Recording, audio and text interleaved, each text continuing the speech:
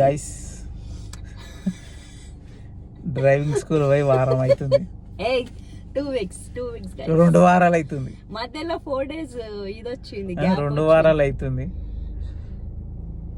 నేను ఇప్పుడు వచ్చిన ఇక చూద్దాము ఎట్లా నడిపిస్తుంది, ఏం నేర్చుకుందానే చూద్దాం అనే టైంలో ఇక హ్యాండ్ బ్రేక్ వెళ్ళకపాయే, అది వెళ్ళకపాయే.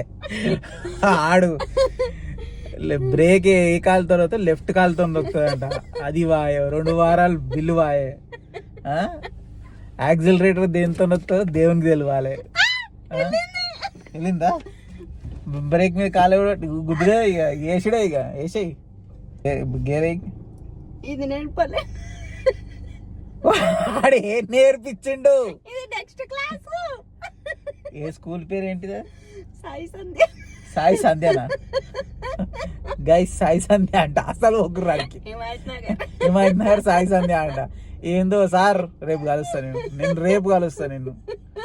ఇన్ని రోజులు నేను లేను, రేపు కలుస్తా నేను.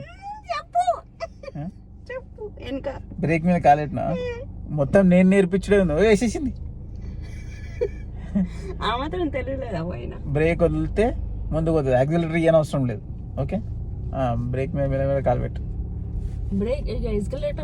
వద్దొద్దు, ఇక అదే పోతుంది ఆటోమేటిక్.